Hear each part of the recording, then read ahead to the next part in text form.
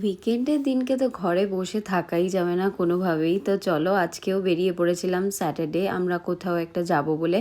তো আমরা NTR gardens বলে একটা জায়গা আছে হায়দ্রাবাদে, সেখানে চলে গিয়েছিলাম। বাট অনেস্টলি একদম ভালো লাগেনি জায়গাটা। মানে যেরকম এক্সপেক্ট করেছিলাম সেরকম কিছুই নেই ভেতরে। সেরকমভাবে মানে বসে কোনো কিছু খাওয়ারও ছিল না, কিচ্ছু ছিল না। তারপরেই আমরা ডিসাইড করলাম যে এখান থেকে যাই আমরা কোথাও খেতে, বিকজ আমরা সবাই দুপুরবেলা থেকে কিছু না খেয়েই ছিলাম। তো সেই জন্য আমরা বেরিয়ে পড়লাম। নবাবস বলে হায়দ্রাবাদের একটা খুবই ভালো রেস্টুরেন্ট আছে, যেখানকার বিরিয়ানি তোমরা মাস্ট ট্রাই করো।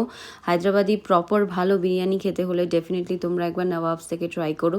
তো অনেক দিন পরে আমরা লাইফে ফার্স্ট টাইমই হায়দ্রাবাদের মেট্রোতে আমিও চড়লাম, আমিও উঠলাম বেসিক্যালি আনিশাকে দেখানোর জন্য। তারপরে এই যে এটা একটা কাবাব ছিল, খুবই সুন্দর মাটন কাবাব ছিল। আর তার সাথে অ্যাজ ইউজুয়াল মাটন বিরিয়ানি নিয়েছিলাম, বিকজ এখানকার মাটন বিরিয়ানিটাই আমাদের সব থেকে ফেভারিট। তো এইভাবেই দিনটা চলে গেল। বেশ মেট্রোতেও উঠলাম, নতুন করে মেট্রোটাকে এক্সপ্লোর করলাম। চলো দেখা হবে খুব তাড়াতাড়ি নেক্সট শর্টসে। বাই।